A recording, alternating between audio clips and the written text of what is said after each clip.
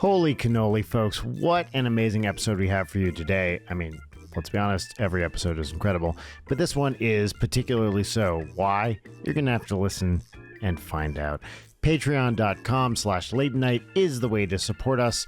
You can sign up at any tier to get an ad-free version or video versions of this, and if you sign up at the $5 a month or more tier, you get an extra mini episode every week as well. All right, please enjoy this episode. Look, I had a good time doing it, and you're going to have a great time listening to it, and that is the Brian Wecht guarantee. Enjoy.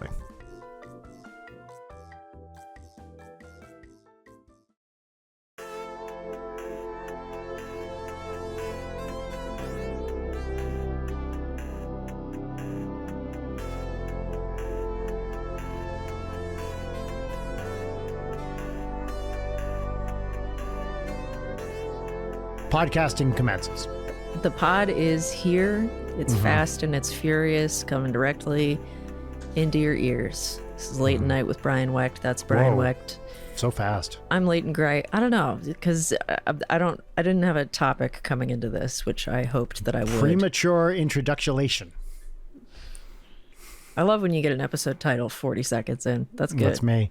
They just keep coming out of me faster than I expected, you know? Yeah. Prematurely. Yes.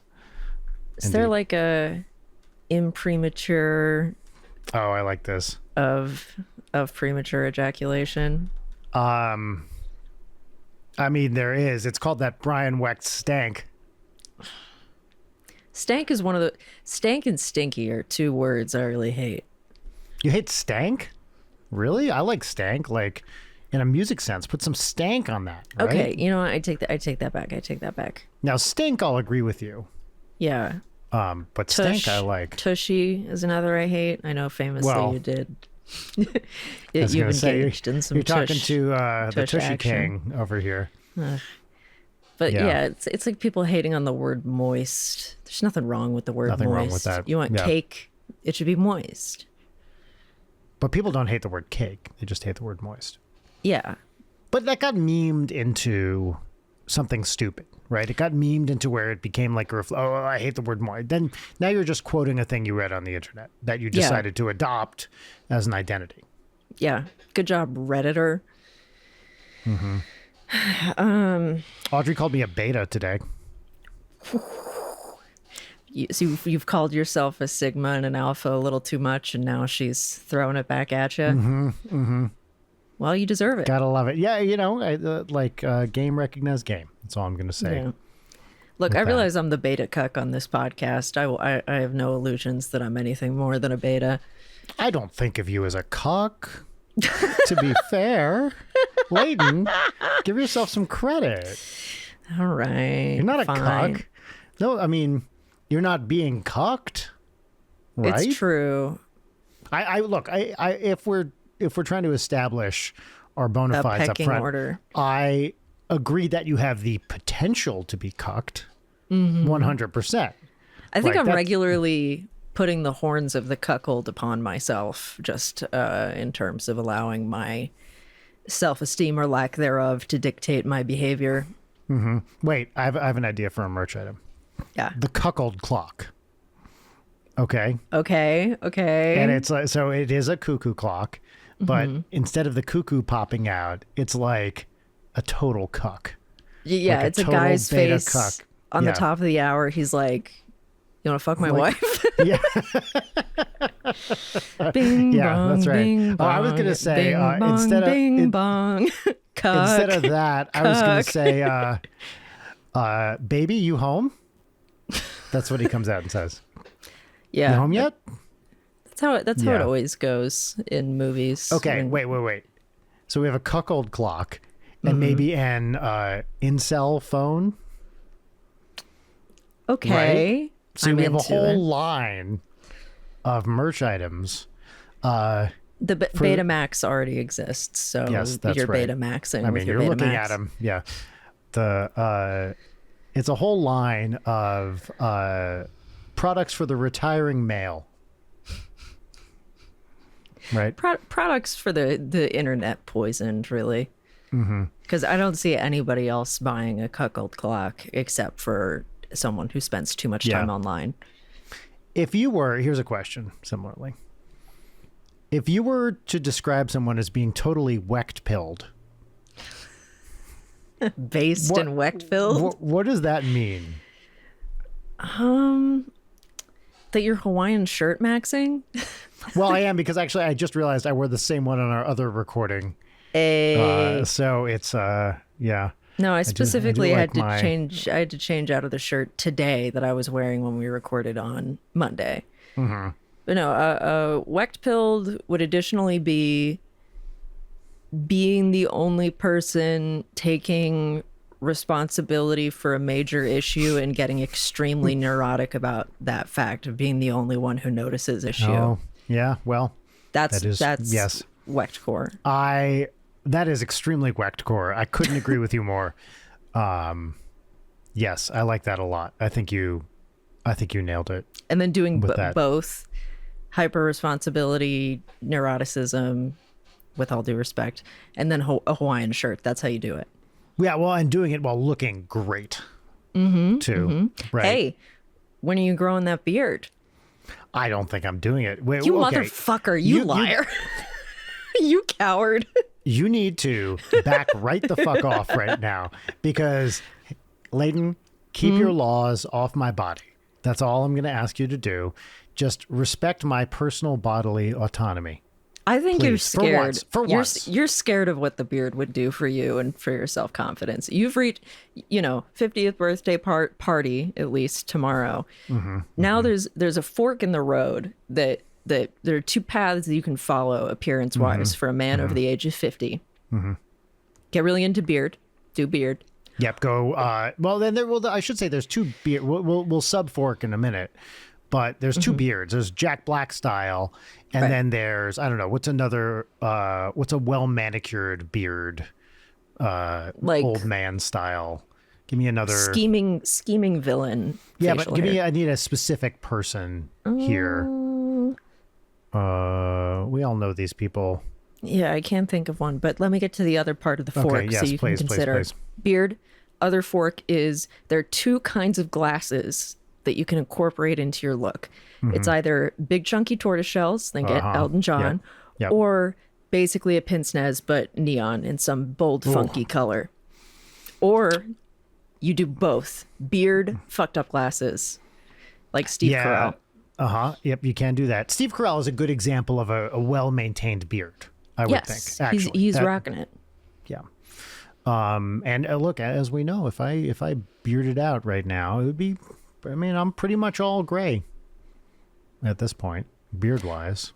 So to return to the previous point, what if you called something gray-pilled or gray core? What's that? Okay. How to say this without being insulting? I think there's no way that it's not insulting. None of these things are going to be positive attributes. No, well, I think that's part of it, right? Gray-pilled is, let's see. I think it's extensive Discord use, for one, right? Yeah, that's communicating, true. I would say a lot on there. Hold on, I gotta tell like 5 different Discord group chats that to blackball me. What was I gonna say? It's something about, it's like reading a book while playing a video game. Yeah. But like a big, thick book, right? Yes. And a complicated one. The phrase I'm going to say and immediately regret is, I like a big, thick one. Sorry, can we get that? No, we can't get that clean. There's no world in which that's clean. What I was going to suggest, in which had you said it would have been more cutting, is that Leighton Core is agreeing to a time for a thing and then an hour before being like, hey, can we push this 2 hours? I will say you frequently, look, I have worked with the occasional person who just shows up 2 hours late, but you more often than not will ask to push something slightly, which is fine. Honestly, almost always is not a problem. And when it is, I will say, the thing you do that's great is when it is a problem, you're like, okay, cool, never mind. We can do the original time. Always. Right. Yeah. It's never like I can suddenly not do this time. Like I have a fucked up little freelancer schedule, but sometimes when I am in the zone or need to do an errand that is going to be fucking annoying if I go somewhere at like 3 p.m. in Los Angeles, where it's like, Yeah. this could be a 5-minute drive, or I could come back and it'll be 30 minutes both ways. I totally understand. And also, we've been doing this long enough and are close enough friends that if it makes your life easier, great. I don't care. Yeah. And there are levels of friendship in which you can't do that, where it's an immediate failure, like you've failed the quest line. That's right. And if you're like a guest on somebody else's podcast or whatever, then like things happen. Occasionally people have to show up late. I get it. Yeah. But that is it takes an act of God for me to be like, if I'm showing up to someone else's thing, to be like, hey, I'm running half an hour late. Can we push? Like that, I would almost rather die than ask to push by more than 5 minutes. Maybe this is partially because I have repeatedly had a lot of friends who have ADHD and have issues with time management, but the cascading, like, hey, I'm going to be 30 minutes late. Hey, I'm going to be 10 minutes late. I think I have never done that. You mean where you just keep pushing? Yes. I think if I am not early in my mind, I am an hour late. Like if I don't get there on the dot or 10 minutes earlier, I'm fucked. I'm never coming back from this. I've blown it. Yep. Which is what a normal brain does about that kind of thing. Mm-hmm. I'm really normal about it. Oh, I'm sure you're very latent core or gray-pilled, latent core. Gray-pilled and Leightonmaxxing. Gray-pilled. It does sound like something from a bad book, right? Yeah. Yes. It also is very similar 50 to Shades of Grey. It's similar to being black-pilled, which is, also exists in this. What is that? I don't even know what that means. Have you heard people say doomer? Someone's being a doomer? Yes, I have heard Black-pilled is, as opposed to the red pill or whatever. Black-pilled is just like, I give up. Everything all fucking fucked. sucks. Yeah. I see. Yes, I understand that. Yeah. So I picked up a friend from the airport for this weekend. Early this morning. Congrats. Mm-hmm. Good friend. I know. You passed the friend test. Actually, I super passed the friend test because I picked him up. You'll meet this friend tomorrow. And I don't think you've met him before. I picked him up at the airport and he's like, oh my God, you came. And I'm like, yeah. He said, you told me to take the flyaway bus. And I was like, oh, right. I forgot I told you to do that. I had just assumed, literally my closest friend, I just assumed I was going to pick him up and forgot that originally I had said, oh, actually, it's not a great time for me. Please take the bus to, a different place and then go from there. And then when I showed up at the airport, he's like, wow, you actually came to pick me up. You said you couldn't do that. And I was like, oh, I guess I could. That's very sweet. Yeah. Now, to be fair, he was 45 minutes late, which made it less of a anyway, there were reasons. But yeah. And then I was like, oh, I guess I'm such a good friend that I forgot me being a slightly worse friend. That's the way that it should be. My most beloved people, I'm not picking you up from there. I'm just not going to do it. I'm sorry. This is the last time I did that. I immediately rear-ended someone. Yeah. Not in a way that caused damage, but it was like an elderly couple that both got out and stared at me. Yeah, it was not good because I get so agitated. Right. This is one of your number one fears is getting into a car accident. Yeah, anything car related. It's great. It's really good stuff. For those of you who... And then I got... When my dad came for Christmas, he got here on Christmas and he was going to drive my car to where he was staying. He was like, hey, when did you get that dent on the back of your car? And I was like, what dent? Someone fucking hit my car on Christmas and then drove away. But prior to that, I was maybe a few months before, I was making a right turn on my street and a guy swiped me and we both pulled over. And I didn't realize that there had been damage, but he looked and gave me a hug. But he was dressed like a fucking Gave you a hug? Wait. Yes. How is that not creepy? Or it is? Oh, here's what makes it worse. He was in full steampunk get up. Like, he had a hat, he had the little tiny glasses, well, he had a waistcoat. Now I'm on his side. I got sideswiped by a steampunk. By a dirigible. Fuck. Yeah. By a dirigible, yeah. He was riding his penny farthing. Yeah. The Santa thing, or the Christmas thing, reminds me of a Santa idea. Santa delivered a dent to my car. Yeah. His sleigh hit my car. So I have a child who is of the age where she will just kind of parrot funny things she hears. Mm-hmm. And I forget how this came up, but we were talking about Santa Claus, and she was like, did you ever think that Santa is a criminal because he's just breaking into people's houses? Like, yes, everybody has thought this. But I guess if you're 11, this is a new funny idea. Yeah. And I was like, okay, what if Santa, so let's say in addition to the breaking and entering charge, mm-hmm. Santa is, in terms of the gifts, a net non-criminal or net neutral, because he takes stuff from other houses that won't miss it and redistributes it, Robin Hood style perhaps, to houses that want it. So Santa, here's the idea, here's the pitch. Every Thanksgiving, Santa goes around, there's an extra day in his year where he's really busy because he's going around getting the stuff. If he can slip into your house unnoticed on Christmas, surely he can do it another day of the year, right? So on Thanksgiving, when everyone's busy with family, Santa sneaks into your house, finds the thing you're not going to miss, right? Takes it, and it's called Thanksgiving because he goes, yoink, thanks, and then he's giving puts it in to his someone sleigh. else. Yeah, he's giving it to someone else, right? And then on Christmas, they take a while to redistribute all the stuff. They have to go through all the put it into the proper pipeline and everything, make sure it's going to the right place. And he hasn't gotten a lot of the letters yet, but that's okay because he's magic, so time travel. So he can then on Christmas go around and give the stuff that he took to other people. So he's not, how does Santa make an Xbox or whatever? I'll tell you how, because he stole it from some rich asshole who's never going to notice that it was missing. Stole it from Jimmy down the street. Yes, Mr. Beast is who you're talking about, right? Yeah. Mr. Beast has enough Xboxes, I think.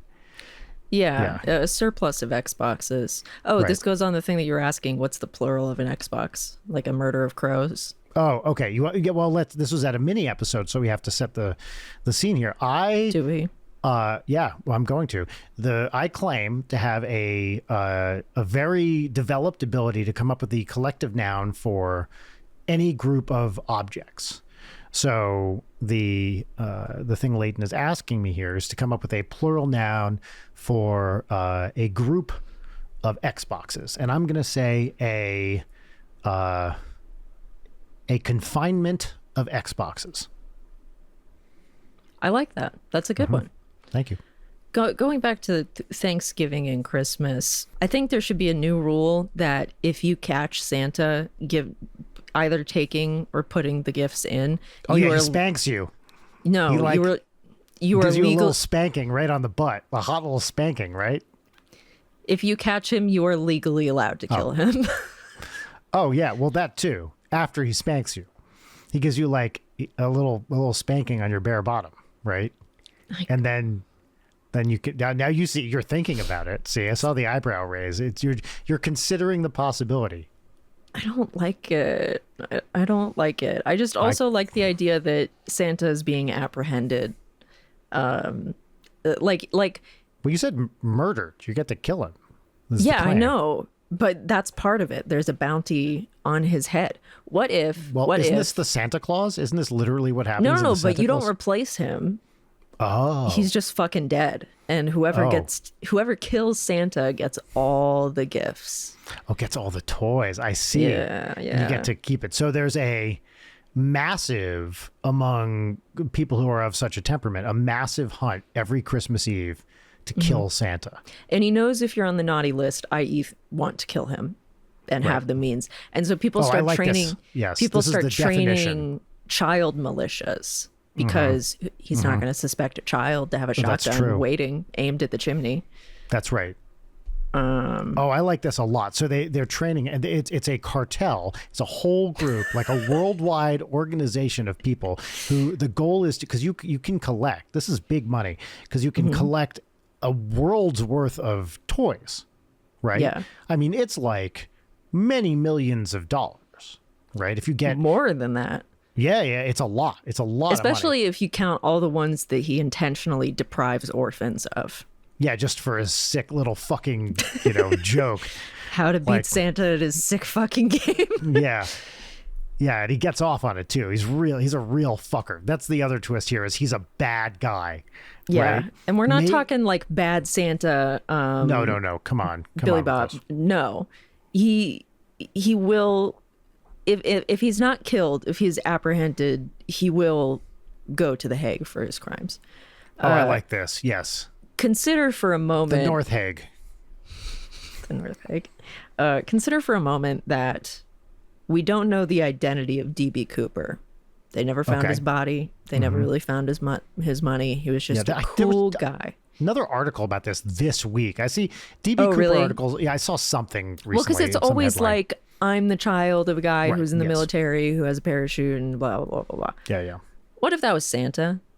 If D.B. Cooper, sorry, which way are we going here? Santa briefly popped into the real world to become D.B. Cooper and then fucked off, or the guy or D.B. Cooper like briefly became Santa. Which way are we? Or sorry, became Santa. Maybe Santa was testing his outmaneuvering. Can I get out? Is the question. Yeah. Right. He's in.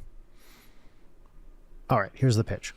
There's a multiverse of Santas, and it's like the mafia. All right. And once you're in, it's impossible to get out.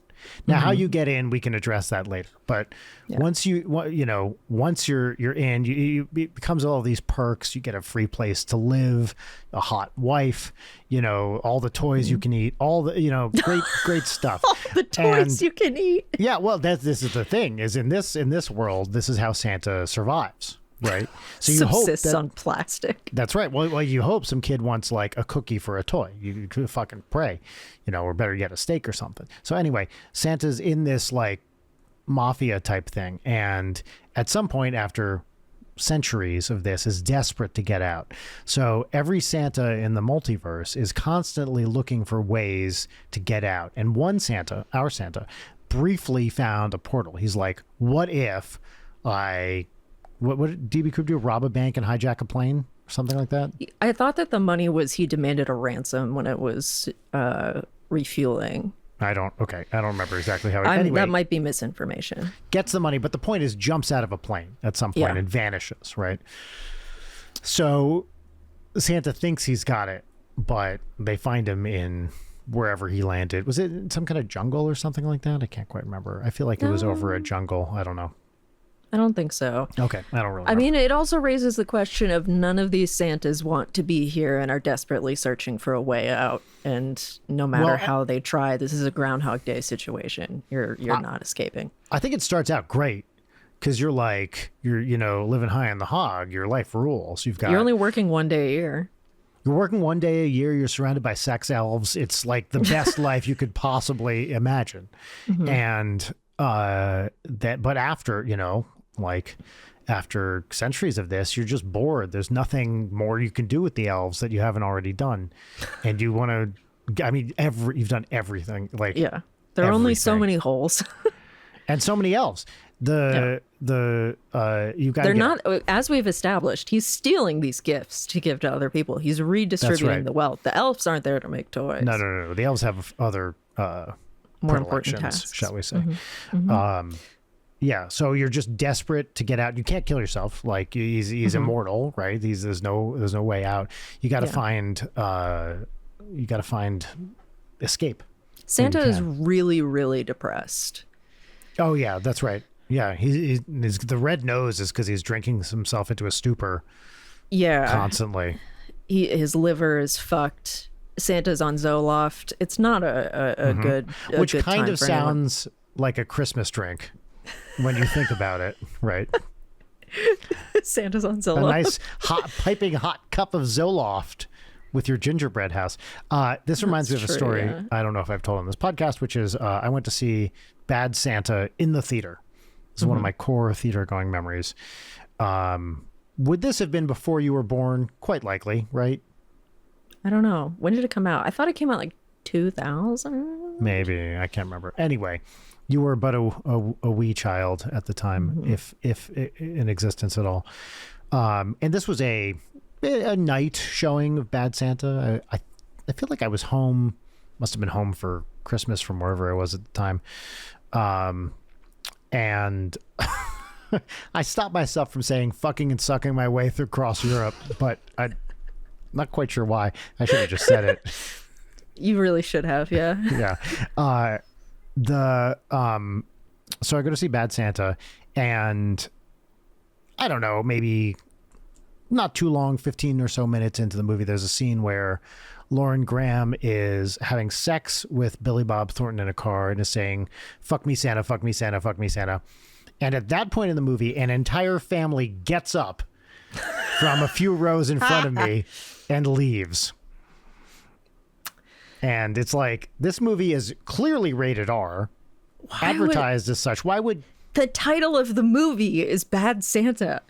If you knew anything about this film, including like looking at the fucking poster, it's like, okay, rated R, Bad Santa. The trailers are, I don't remember the trailers, pretty but I raunched assume, up. Yeah. And like an entire family, parents, a few kids, at least 2 kids, little kids too, like under 10s for sure, get up and leave. They should have hit up Common Sense Media, the Christian thank you rating website that has our new sponsor on this podcast. Oh my God. I was going to say, I love that it is June and we've now done an extended bit on Santa. Well, because Santa's up there right now trying to find a reason to keep going. Yeah. And it's this podcast. He's a huge fan. He's this close. Huge fan of this podcast too. Well, this podcast is explicitly for people on Zoloft. Yeah. There was, I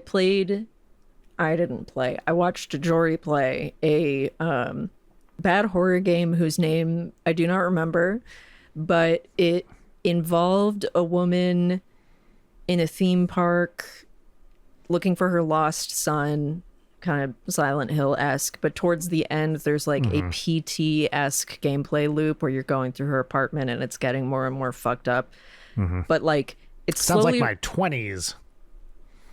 As does it sound like mine. But as you're going through the like environmental storytelling that she was like in a psych ward and she was self-harming and then she got prescribed, direct quote, Zoloft with an I. I feel like you mentioned not the previous part, but the concept of Zoloft. I feel like I've heard you say before. And then there's all these papers that are like Zoloft. I've got to take more Zoloft. Like she's addicted to taking Zoloft. It's like, okay, that's not how antidepressants work. That's not how you do that. That's very funny. Hold on, Zoloft. And let also me cover this appropriately. This is my Zoloft bottle of many on my desk that are empty. Yeah, the first of all, changing one letter. Come on. Surely you can just come up. I thought it was a typo at first. Can we right now come up with a better name for a fake antidepressant than Zoloft? I am 100% sure. I think we can. Let's shoot some out. Okay. Well, famously, antidepressants make it really hard to come. So there's something...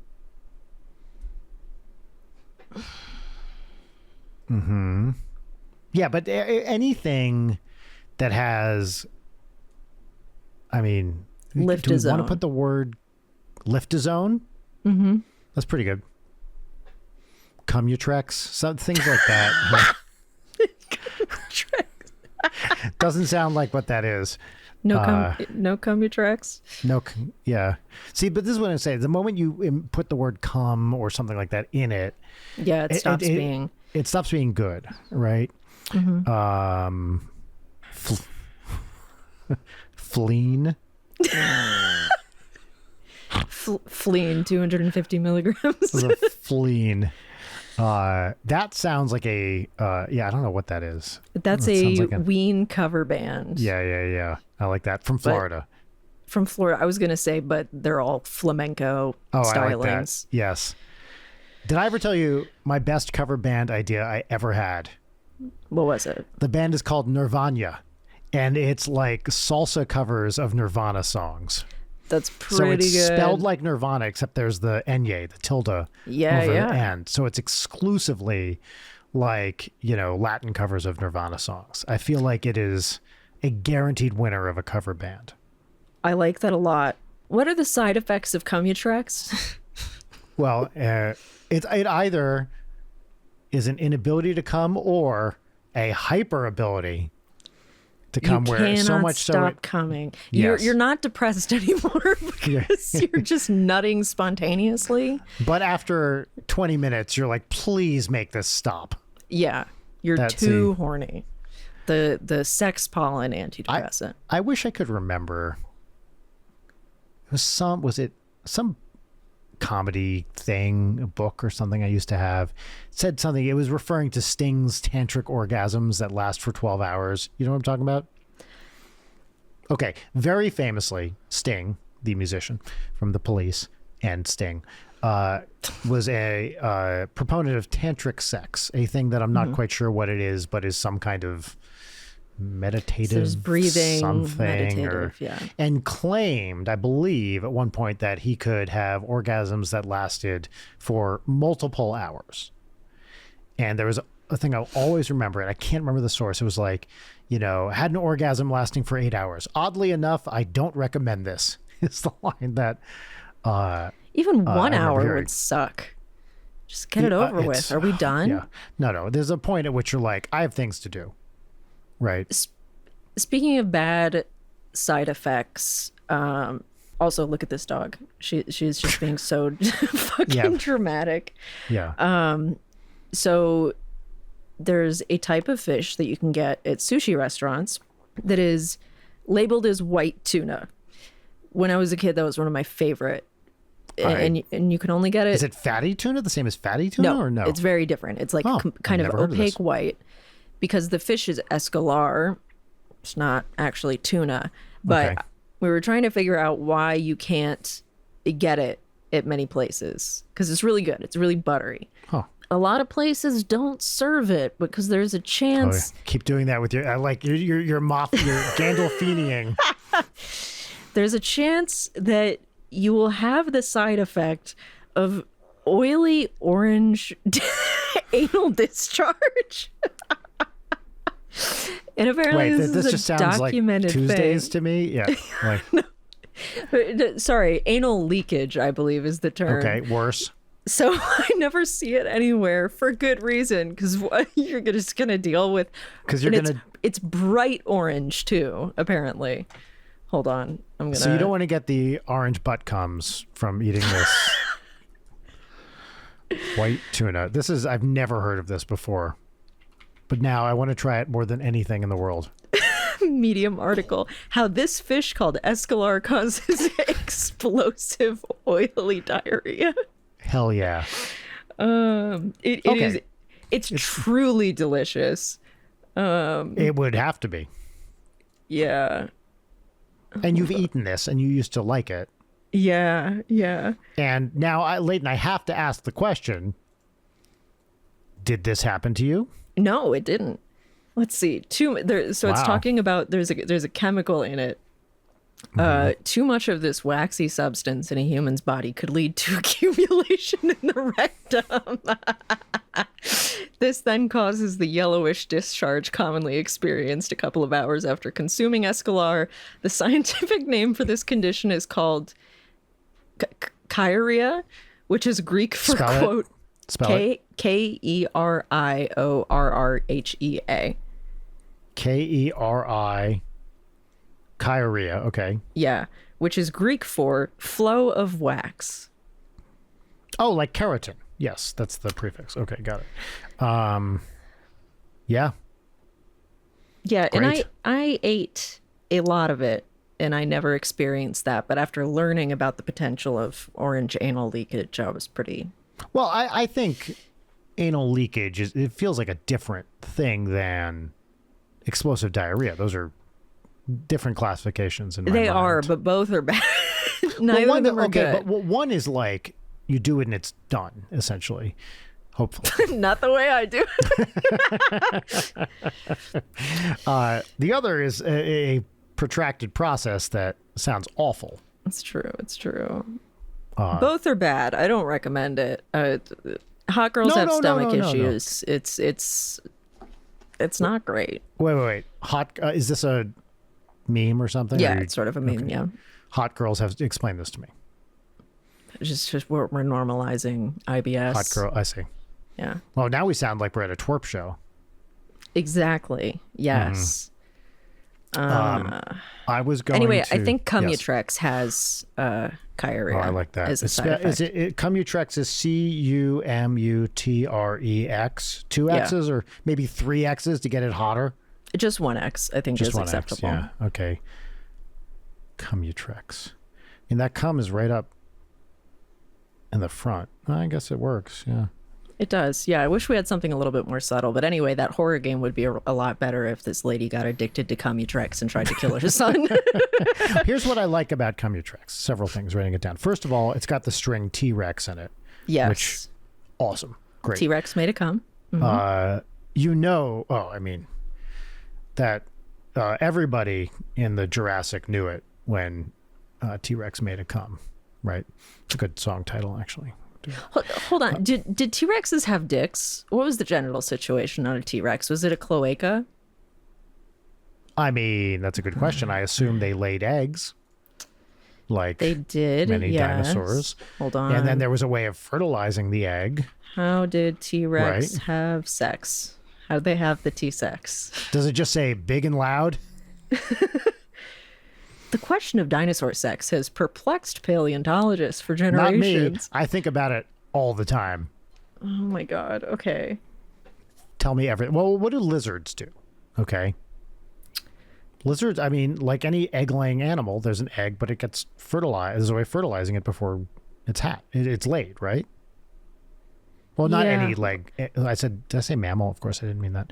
But obviously some animals lay eggs and then the male comes and fertilizes them later. Those are usually, I think, aquatic in many cases. And then for like land mammals, I keep saying mammals, land animals, it's fertilized in the creature and then it gets laid, I think. Yes. At least the way I do it.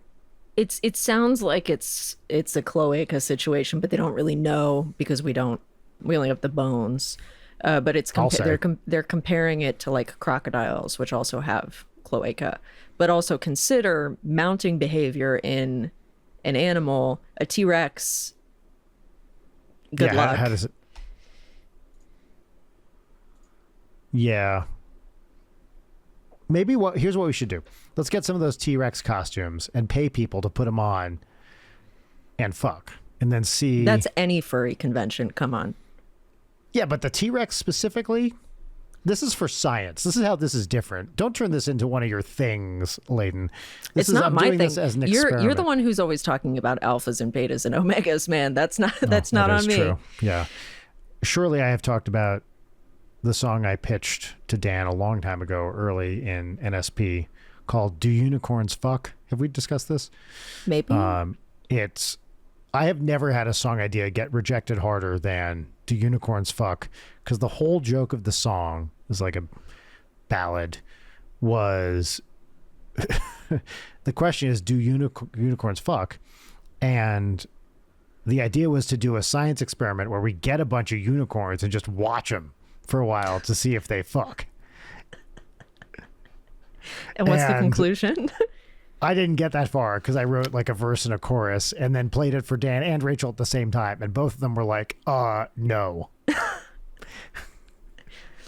They're grazing. I thought it was funny. They're majestic. Horses, famously, the dicks are large. I think there's something out of there. The head?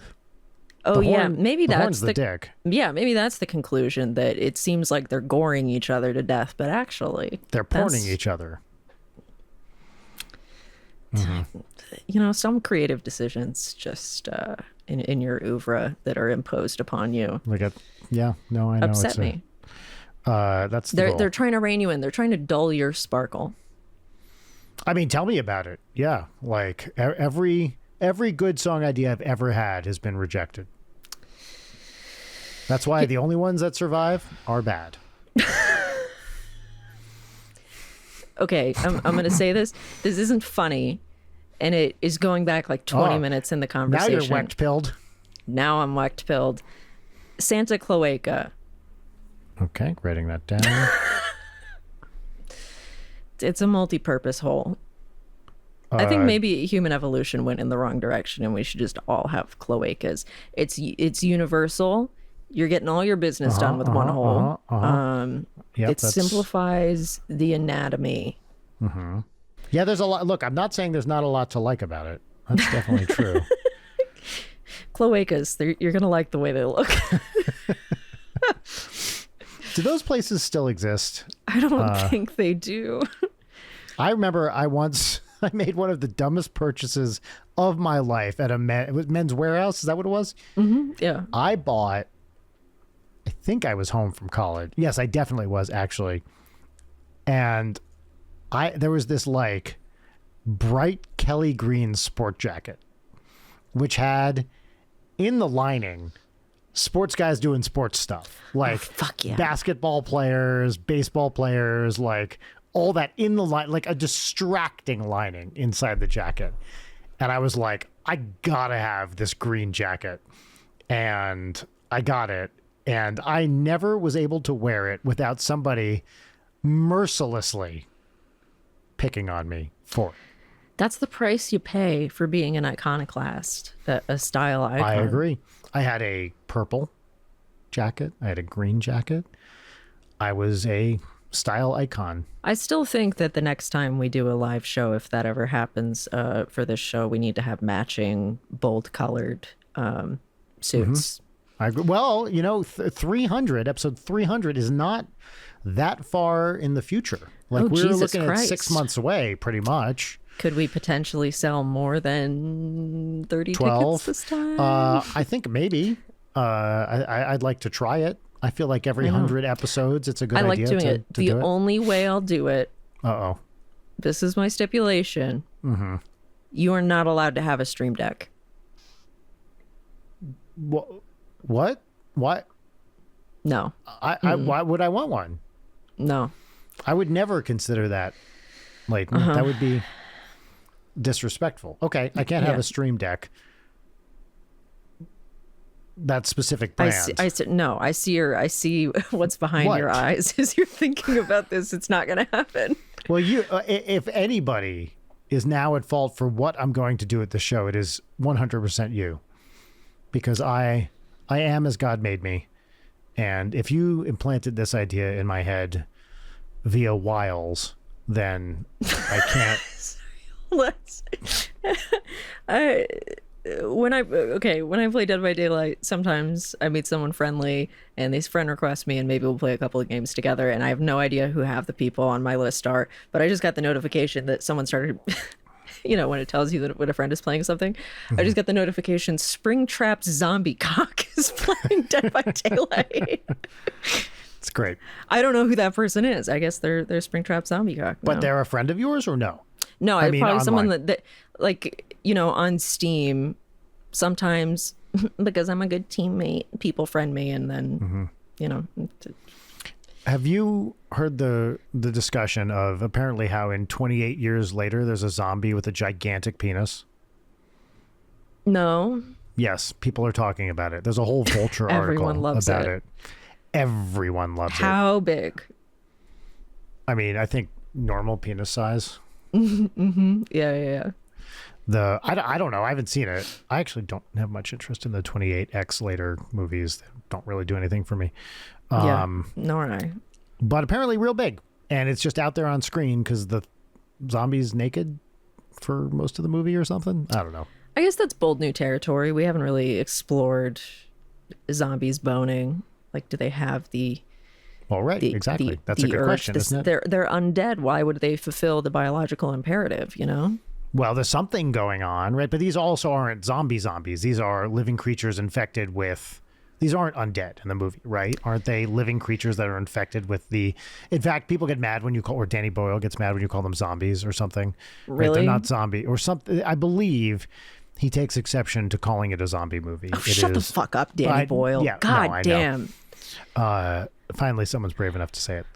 I believe, in the movie, canonically, they are humans infected with this rage virus. Yeah, you know what? I don't like zombie media in general. Neither do you, maybe. Mm-hmm. It's just uninteresting to me. Same with apocalypse content for the most part, except for Fallout, just because it's like, you guys are homesteading. I would have just I'm out immediately. See ya, I'm done. I would rather it just be undead instead of this thing that everybody does, which is it's a virus. Everybody gets the virus because we've already seen how it goes when there's a worldwide virus or whatever the fuck. I'm not interested in seeing that more. Mm-hmm. I want them clawing out of graves like God intended. I generally agree with you. I'm not much for zombie stuff. Of course, I love Evil Dead 2. I like Army of Darkness. What else will I make exceptions for? The X of the Dead stuff is fine. I don't love it, but it's not I remember really liking, I haven't seen it in forever, Dead Alive, one of the early Peter Jackson ones. I haven't seen that in probably 20 years. Damn. It's the only thing I remember about it is wee blood. There's so much fucking blood. Yeah. And that's when he started, when he started making big budget movies like The Frighteners, and then of course all the Lord of the Rings stuff. It was fuck yeah, or weird indie guys finally doing some stuff with a paycheck. I haven't seen The Frighteners in a while, but I really liked The Frighteners when I've never seen it. Came out. But I generally agree with you. There's not much. Zombie stuff is fine. It can be really good. But I don't think anything will be better than Evil Dead 2, just for my money. It's immediate post-apocalypse stuff. Fallout works for me because it's 200 years later. So there's new society stuff. This isn't just roving bands of people. Because that's interesting, of the Canticle for Leibowitz of it all, which is what a lot of the lore is based on. Yeah. And fantasy stuff, any hard magic system, Jesus, I don't give a fuck. Well, how you make hard magic. Oh my God. What? You don't know what I'm about to say. I guarantee it. Go ahead. You take magic.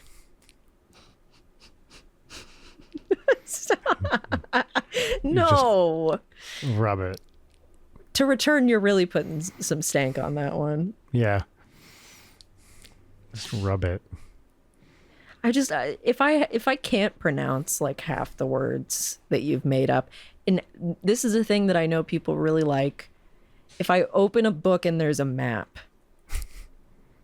I don't want to see that shit. It's there are a couple exceptions, but you tell me the point of a fucking book is for you to paint a picture with words of what I'm seeing. Don't prescribe with a picture. Cheating.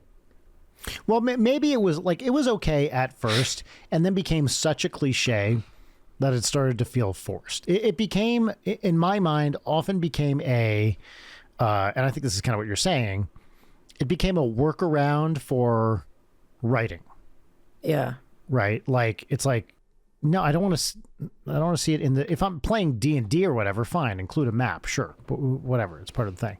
But if I'm reading a novel, I want to hear you describe it, not just see a picture of it. And does it materially change anything for me seeing a map? Okay, this is here and this is here. I don't fucking care. Yeah, I agree with you.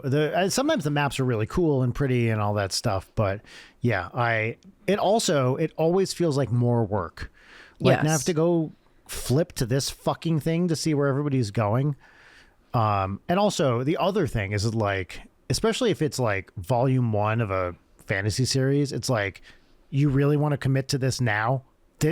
Once you draw this thing, you're like, this is it. So let's hope that the story works with this, this fucking map. That seems like a big commitment so early on to me. Here's the thing that's been pissing me off lately. Classic books with an introduction that immediately spoils the contents of the book. Yes, thank you. That's right. I'm not one of the people who complains about spoilers. It's different if it is literally part of the thing that you're consuming. If you see somebody say something on the internet, I don't give a shit because I'm not a fucking child. If I'm holding a book and I open it and then it's some other renowned author being like, and at the end of blah, blah, blah, this is the first thing I'm seeing upon picking up the book. What? Put that at the end. Just let me read the fucking book. Yes, because it assumes, oh, this is such a classic that you've read it before. No, I fucking haven't. I'm reading it for the first time. And often, if it's a cool enough person writing the preface, I want to see what they say, right? Yeah. It's like, yes, I'm going to read this thing. I want historical context, where in the author's life this was done. Or if it's one that's just like unfathomably long, I just want to read the book. Get in, get out, done. Yeah. Don't tell me what I'm about to, Yes. Oy vey. I agree. I do like some of those prefaces, though. And sometimes, if it's an old enough book, if it's like a 19th century book, then those prefaces can be really important, too. Yeah. Because of the context. Like, oh, this was during X war, and they were worried about, this stuff over here. You kind of need to know that to really get it. Yeah. But yeah, the spoilers, especially for like semi-recent books that are, let's say, less than 50 years old. It's like, come on, what are we doing? What age were you when you read Lord of the Rings? I think I only ever read The Hobbit, and it was for Battle of the Books when I was 10. Did you ever have to do a thing like Battle of the Books where you read a list and then you go to a tournament to answer questions? No. That would have been my actual dream when I was a child. I did that every year. It was, The Hobbit was one of them. I think I was in 4th grade when I read, definitely, Hobbit may have even been slightly before, but I don't think so. But I think I read all of them in 4th and 5th grade. And that is kind of the perfect age for it. I think so too. I think Audrey at 11 now is like probably a good age. Although, I mean, let's be honest. There's a lot of the Lord of the Rings where you're like, oh my God, can we please move this along?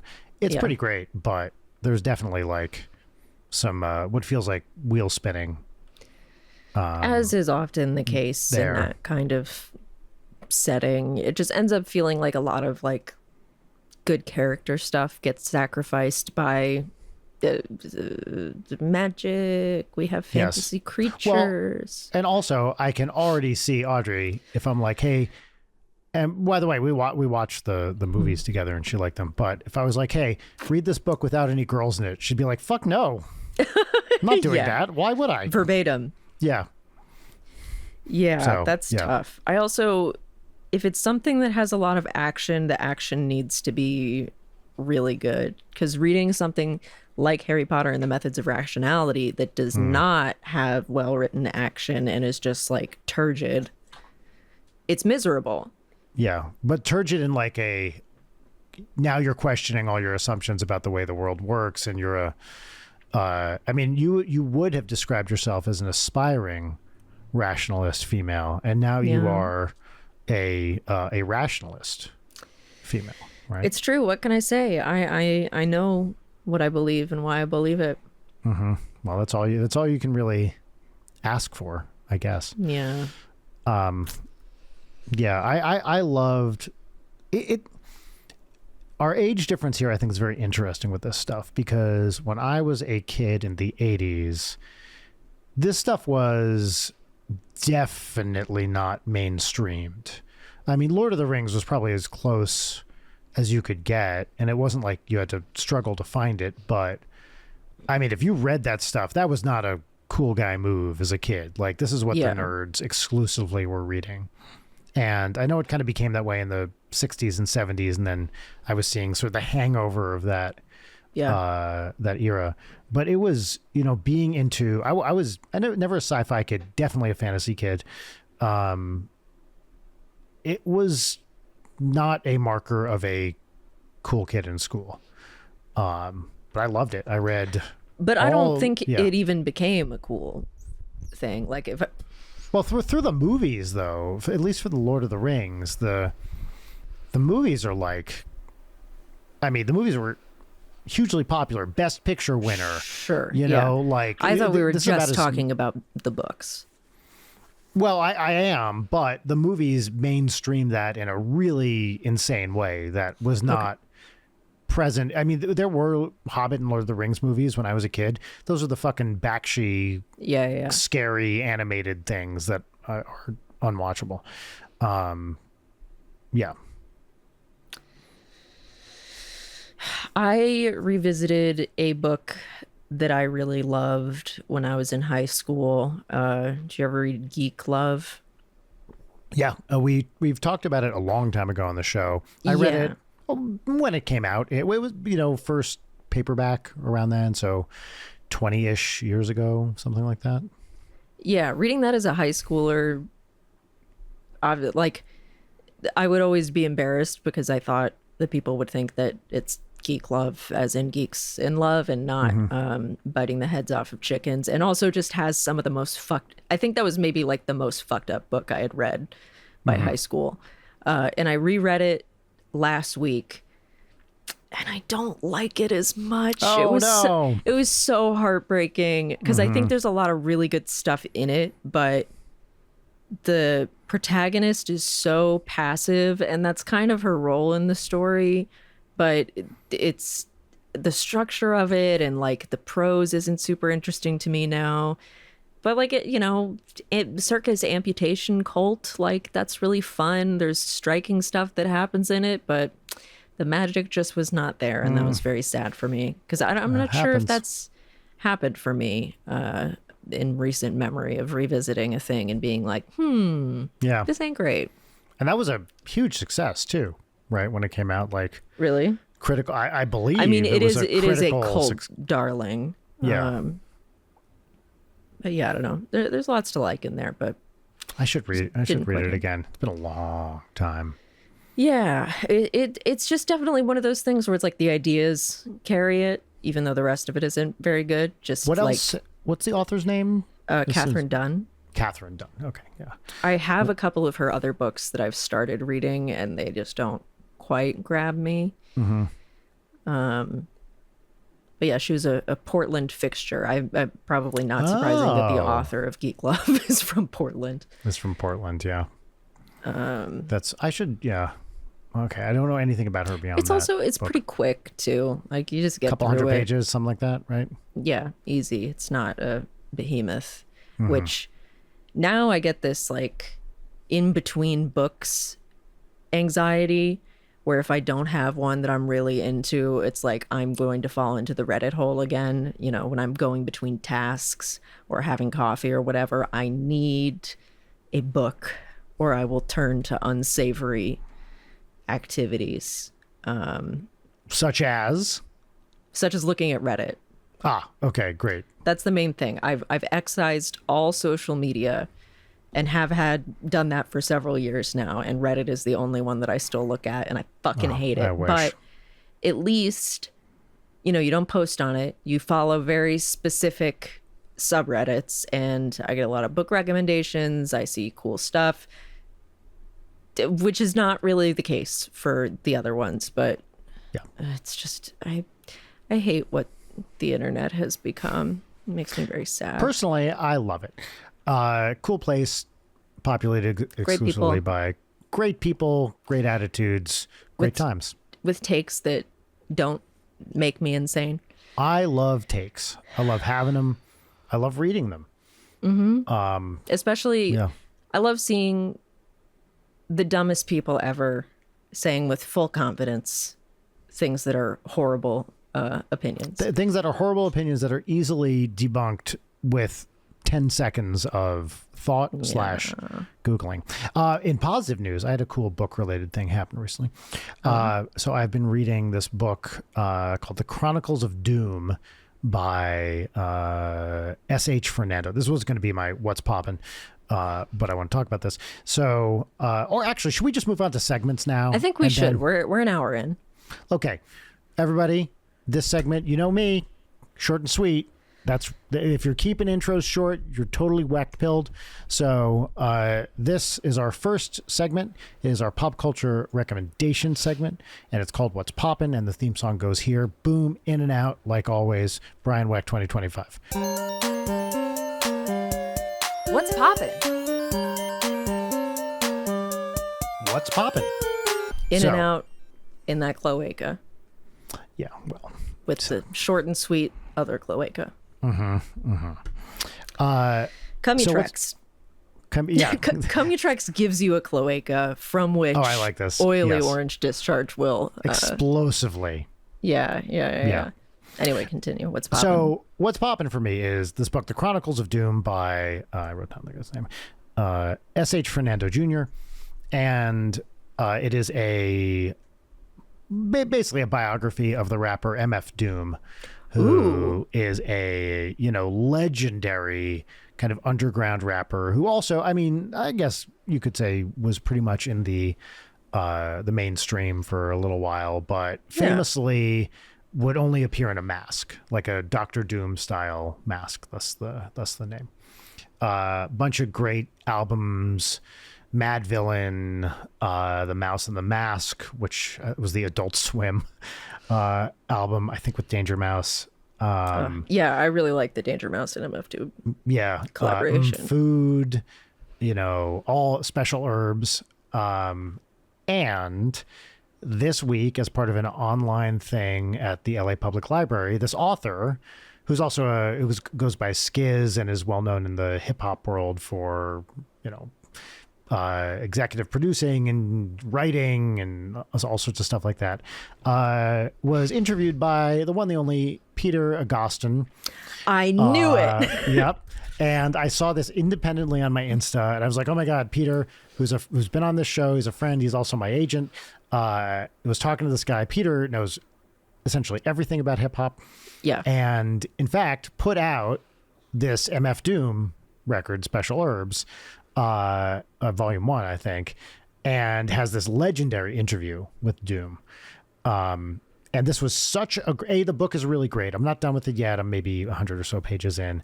Just the guy's a fucking great writer. And I love the book so far. And this talk was just about like this amazing weirdo who went by MF Doom, who did all this incredible stuff and was just a wonderful oddball genius. And two guys who are, Peter's a bit younger than the other guy goes by Skiz, than Skiz is. And but both of them have encyclopedic knowledge about everything in hip hop culture. And it's always, I shouldn't say always, often fun to watch two experts with a deep love of the thing they're talking about talk. And Peter's so fucking cool. He's the fucking coolest. And, he was holding up, he's like, and then, Doom sent me, he had the Food album, but like a CDR of it that he burned and Doom wrote on it. Like really like kind of crazy shit. Okay.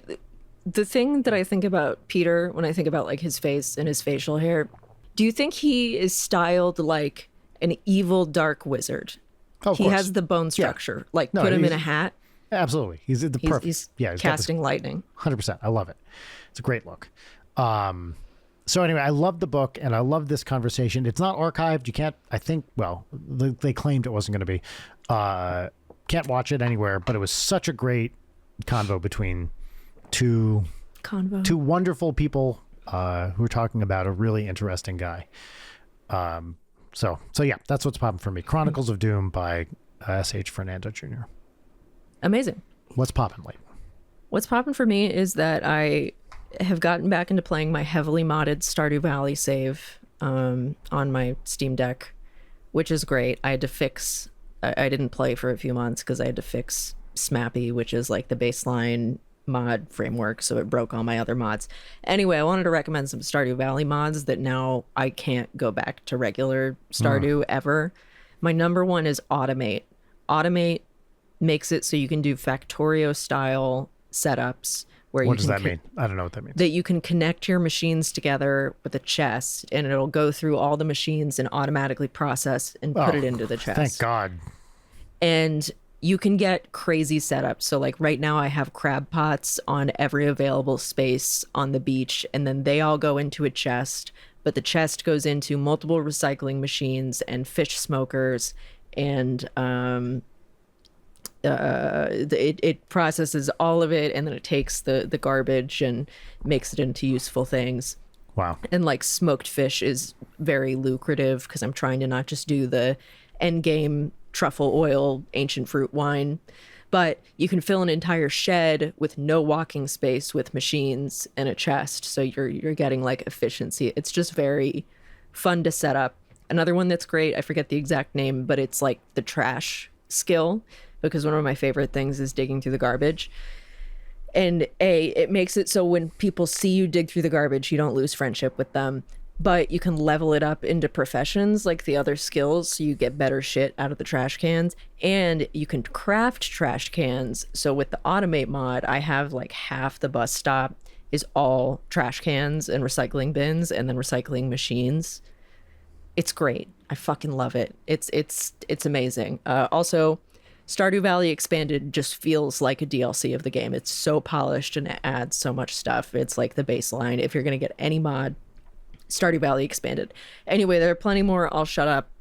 Stardew Modded is a beautiful, wonderful thing. Oh, visible fish. That's another one. You can see all the fish that are in the water. Wow, and that makes it... They're animated and swimming around, which is A, pretty, but B, very helpful. Oh, so they're already there. It just turns it on so you can see them.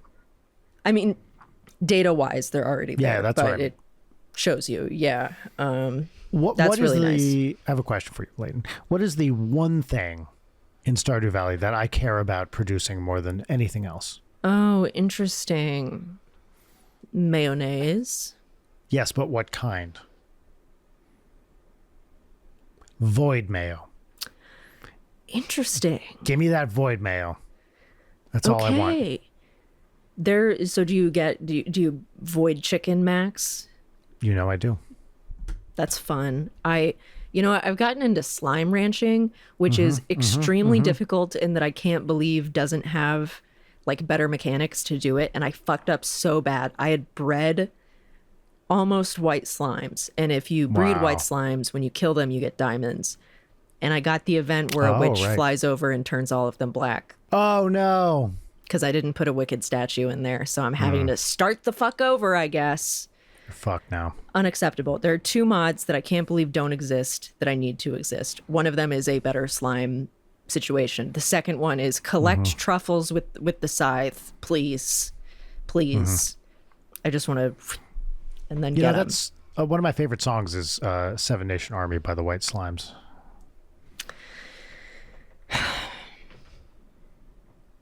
All right, well, now it's time for our final segment, which is 3 parts gratitude exercise, 1 part petty grousing. The name of the segment is Peaches and Lemons, and the theme song goes right here. Peaches and lemons. Peaches and lemons. Fabulous. We'll start with a lemon, which is the thing that sucks. And I'll start because I'm so fucking mad about this one, and it's, in my mind, this is the platonic ideal of a lemon. As you'll notice, I'm wearing shitty little earbuds right now. My headphones that I typically wear, and that also when I'm not recording, are on literally all the time with noise canceling because I hate noises, and I'll put on fucking brown noise all day just so I can vibe and not hear stuff that freaks me out. These bad boys, hold on. They started only coming out of one side, the mono. So I was like, oh, I'll get a new cord. Like a waxy discharge? So lemon, I have these, and I was like, I'll get a new cord. So I got a new cord. These headphones there's an angle to this, so they didn't fit. And then I had to order new one that's special for the holes because it's on a fucking canted angle, so you can't use other headphone cords with it. Like this most specialist headphone hole needs it, I guess. This headset has vaginismus. So yeah, that's my lemon. That's fucking stupid. I should be able to use hold on. cord. I've got something here. What do you have? We're going to have to bleep this, but the first... Oh, good, yay. Vaginismus pussy. We didn't bleep it. I don't know if you have to cut that. I don't even understand why that's funny to me, but... Neither do I. I also noticed that the StreamYard link for this ends in Tum Yum, which is another good antidepressant name. Oh, it does. Tum Yum. Yeah. Tum Yum. It looks like SMDH Tum Yum a little bit. Smurf Yum. Yeah. Okay, great. That's my stupid lemon. I'm pissed off about it. Brian, what's your lemon? I didn't really prepare these today. What is my lemon? Honestly, my lemon is, and this is such a stupid one. It's hard coming back from tour. It is like my schedule is completely fucked. Yet there's no, I mean, still a dad, still got a kid, and it's like you get back, you're used to playing to thousands of people a night, these amazing shows, hanging out with your best friends, and there's a certain, amazing, unique funness that comes along with that. Yeah. And then you're just kind of back in the real world. And big serotonin drop. Big serotonin drop. I mean, I'm a normal person, just like anyone listening to this podcast. I go to the supermarket, I cook my meals, I go to the pharmacy. I'm an ordinary guy, I talk with my driver in the morning and my chefs at night. You berate them. Well, I have to in order to keep them in line. Yeah. Like, if your domestics get, like too big a head, they start to, it really throws off the dynamic. They can't fit through the little mouse holes in the house because actually all of those people are borrowers size. Yes, that's right. Yeah, it's a real Stuart Little type situation. Yeah, they sleep on powder puffs in a teacup. Yeah, but they have to pay for their own teacups. Now, I will sell them the teacups, but they have to pay me back for them. Now, I do have an interest rate, which is very generous. It's below market. I'll tell you that. It's below market. Now, I understand interest rates are a little higher right now, so it's not like a lot below market. It's maybe, a couple cents below, but you're a teacup landlord, really. I'm not trying to make a profit from it. I am making a profit, quite a nice one, but I'm not trying to. I'm just trying to keep up with, kind of the going rate here. You have a teacup company town where they can spend their company script to. Yeah, they get Wecht bucks that they can use to purchase anything they need for their teacup. I have little rocks that they can sleep on, little pebbles for their pillow, and little blades of grass if they need a sheet or something like that. They're getting smaller and smaller. If they want to upgrade to a mini marshmallow, that's fine. It will attract the ants, but I own the ants too. Those. But then I can sell them ant repellent, which is the most expensive thing of all. So it's kind of working out for everybody. But yeah, I'm just an ordinary guy. I'm I put my ninja costume on one leg at a time, just like anyone else. Yeah, you take your Cumutrex before you go to sleep at night, and then Tum Yum in the morning. I do. Yeah. I'm on 250 grams of Cumutrex a day. Okay, is that going in or coming out? Well, let's just say it's a zero-sum game, Leighton. Or Brian, do I mean I a swear to zero-cum game? Zero-cum game? I swear we both need to be punchy on this show more because what is going on? I don't even know. The bit energy. Well, that's both of our... Actually, I'm not sure what you're talking about. But these are both just regular guy, regular, ordinary human being things. And speaking of regular, ordinary human being things, now it's time for Three Peaches, which are things that are good for regular sized people and not for Brian's tiny borrower servants, who, if you hear any scurrying in the background, it's them running in fear from his giant footsteps. I will say, in their defense, they can really get in there. Like, really get in there. Yeah. It's a boys season 2 type situation, I believe. Oh yes, indeed. Well, and when they go under Season a 3? couch, Maybe it's season 3. and they go under a couch and it's really dusty and they're dust bunnies. They gather them all in a bowl, and I would consider that a dust bowl situation. Yes, that's right. Yes. That was really bad. If you think the dust bunnies are bad, you should see the cum bunnies, which are difficult. Yeah, that's all. Along with the oily orange discharge, that's a side effect of Cumutrex. Yeah, but that's why I have a special room. The cum room. I didn't call it that.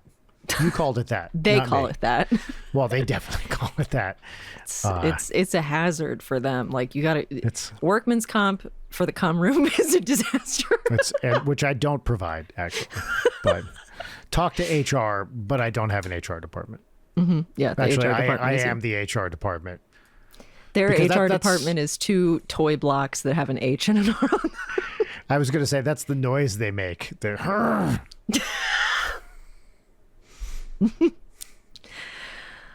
what were your peaches? Yeah, I'll go. Well, one is that your birthday thing is tomorrow, which you get to see friends and hang out and celebrate your 50 years on this earth. Congrats. Yeah, 50 year. That's right. My actual birthday was a couple months ago, but this is when I decided to organize a party. Got some nice people coming. Not too big, not too small, just right. We're going to see some lovely people there, and I'm very, very excited for it. I hope everybody's songs and poems and odes are well written. Obituaries. Because, well, that's a fun idea. The actually. Gothams. Yeah. I think I have said this before on the show, but there's a Andy Breckman, comedy writer I love, bit where he says you can make any obituary funnier by adding the word finally before the word died, which I think is a truism. But yes, I'm looking forward to it. It's going to be a lot of fun. Cool. That's peach number 1. My second peach is I love watching Maybe's ritual when she gets into scratching her ear, staring at it, gnawing on it, doing it again. It's so funny. Gnawing on the paw or the ear? She gnaws on the paw to get earwax off or whatever, and just goes back for more. And I love watching her do it because she gets so focused. But the thing is if she sees me staring at her, she gets embarrassed and stops. So I have to out of the corner of my eye do it if I want to witness it happening, and I find it very charming. Love that you've inculcated a sense of shame into your dog. Pretty great. Now that's gray-pilled if I've ever heard it. It's sort of like, people end up looking like their dogs. It's that, but my dog has anxiety because I have anxiety. Yeah. Right. My final peach is on... She's on Zoloft.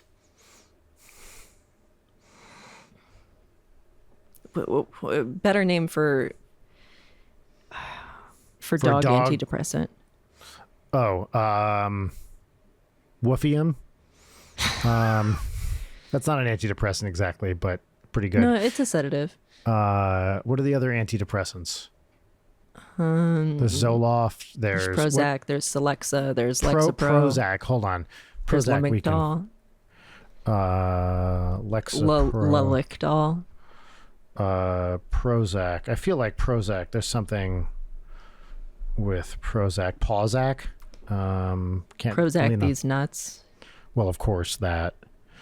It doesn't mean anything. It's just a nonsense. Dog words. Woof, bark, yip. What was the other one you said that's not Lexapro or Prozac? Lamictal. Did you say Lamicdog already? I didn't say Lamicdog. I said Lamictal.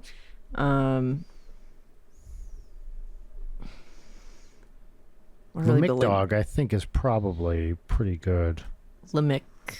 Lilictpaw. That's Bad. pretty tortured. Yeah. There's Xanax. Oh, Xanax. That's a good one. I don't know. Nothing's really jumping I like out. Okay. Pawzac is okay. Pawzac. Okay, got it. This really didn't work out. Nope. My final peach is that this weekend I start my legal ketamine treatment for all my brain shit. I don't know how it's going to go. I'm nervous about it. Apparently it'll be pretty mild for the first one, but it's the sort of thing that where like all of the warnings from the company of like, here's what you need to do, scares me more than actually doing the dissociative drug. Right. Where they're like, you know, set and setting, you have to listen to our app while you do it and set your intentions. Like, no shit, I've raw dogged fake ketamine by myself, just going hard. I think I can handle. I don't want to listen to a guided meditation. I want to listen to my Spotify playlist of stoner music. But people speak highly of it. I hope it does something that's peach. And then I'll finally have something to talk about on this show because I've done something and not just sitting around rotting. So what do you think? Okay. Do an impression now of post-ketamine Leighton. I don't know why I thought that would work. So we'll see. I figured you would go one of two ways with that. Either that or super bubbly, chirpy. I can't even fake that, Brian. No, well, I was going to say I've never seen you quite do that before. You've gotten close, but not quite. Yeah, no, that's a thing that only comes out in moments of extreme stress, i.e. when I'm on a corpo call and it's important for me to impress people so I can get money. Can you give us just a little taste of that right now? What does corpo call happy Leighton sound? I can't do it. This isn't like a switch that I can flip for this show. This is a different modality. I go into much like I go into a fugue state for this show. Corpo calls are a different fugue state. Okay, cool. So I'm sorry I can't even fake it. Like, can you? I'm sure you can't even mentally conceive of me not being at my absolute peak. Yeah, I'm peaking right now. I can tell. I was going to guess. Great. Those are my peaches. What are your peaches? Peach number one, I, for the first time in a long time, bought some classical sheet music because I bought Well-Tempered Clavier by Bach and some assorted Mozart bullshit. Nice. Audrey is at a point where, I mean, some of that stuff is way too hard for her. But she can start doing some of the easier pieces, and I think it'd be good to do some classical stuff. It's good to have a grounding in that. And some of those pieces are amazing. So, especially the Bach. Mozart has never... I feel like I might need to reevaluate Mozart. I've never loved Mozart. Basic bitch. Yeah, it's like... It's not even that it's like old because, you know, I like contemporaries, etc. You know, I love Bach. I love Beethoven. But Mozart just it never quite got there. People describe him as very interesting and chromatic in a way that's never... I don't know. Not my thing. But there's some great little basic piano pieces. So I got some sheet music and I've been learning some of it again because this is stuff I kind of came up on when I was first learning piano. So yeah, that's peach number one. Peach number two, Audrey is at a new camp this week. She's been doing sewing camp, which has been really fun. She's made a skirt, a dress, a pillow, a cryptid, a strawberry. She made it like a little Yeti looking thing. She's having the time of her life. It's very cute. And every day I pick her up and she has like 3 new things that she made. They make little like pom-pom puff balls every day. And she was very excited because yesterday they had a wedding for 2 of them. And she made a little bridal veil for one and sent out invitations, and they threw pieces of string instead of rose petals. It was very cute. Sounds awesome. Yeah, and she's one of the older kids in the class, but she's having a great time. And every day she comes home with like crafts and new skills, which is... it's a good thing to know. Which is awesome. Final peach is, I don't think I can announce anything yet, but I have a couple tours that I think mini tours that are coming up this fall. Okay. One with Trey, I'll be opening for a fun artist. And the other with, I don't even want to say what it is, but maybe people can guess if they've been paying attention to the show. Another project that I'm involved in, and it's not one of the biggest ones. Interesting. In terms of I don't know. It's not NSP or Starbomb is what I'm saying. So I am looking forward to being able to announce those. One might even be announced by the time this comes out.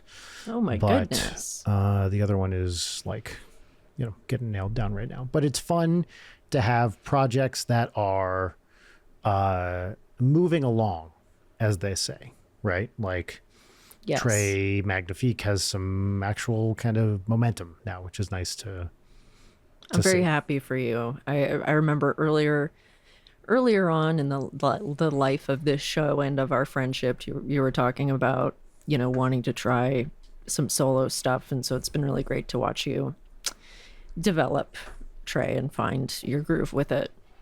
Yeah, thank you. I mean, I really feel, that's really, the intention was to make something fun, but also to do a thing which is just it's me, your essentially. thing. It's my thing, and I don't have anything else I do which is solely my thing. Now, yeah, Meowch is a big part of it because of the production stuff, but Yeah. in terms of the character and the writing and all that stuff, it really is my thing. And it's nice that, I'm getting, like, people make fan art Yeah. for it and little, shout it out online. It's nice to see a reaction. And especially, I have people coming to shows and they're like, oh, I'm a musician too. I love this. That means a lot to me. I will say, I didn't love the person who had won my shows said, what kind of reed do you use? Who then made fun of me in a kind of pointed way for it. But that was a minor thing. Wow. So. And in the same way that Anyway. I've watched you develop Trey, the guy who nonstop plays saxophone outside my apartment over the past year, I think he's improved. He's gotten Wow. better. See? I would hope so. It still sucks, but it's like, okay, it's not just random notes anymore. Yeah. You're playing something. Please go somewhere else. Please, God. I don't want to hear it Yeah. honking all day. I can see you. Yeah. Anyway. Well, I actually, I was going to say this before and I forgot, but it is relevant. It's a joke I wrote for the Trey set, which I really like. And maybe you've even heard me say this. And it's relevant to stuff we discussed previously, which is, we can close the show with this. I, as you know, occasionally perform Christmas songs, holiday songs in the Trey set. And if I'm performing them during the summer, which I want to do because I like doing them, I will say, if I remember, every Trey joke is an if I remember it type of thing, which sometimes I do and sometimes I don't. But if I remember it, I'll say, some people might say it's a little weird to perform Christmas songs in June. But I know that if in your heart of hearts, you really and truly believe that there is no God, then you can perform Christmas songs any day of the year. Incredible. See you next week, everyone. Yeah. Bye. Bye. Leighton Night is produced by Brian Wecht and Leighton Gray. Sign up for our Patreon at patreon.com/LeightonNight. Follow us on Twitter at @LeightonNight, on Instagram at @Leighton_night, or email us at leightonnight@gmail.com.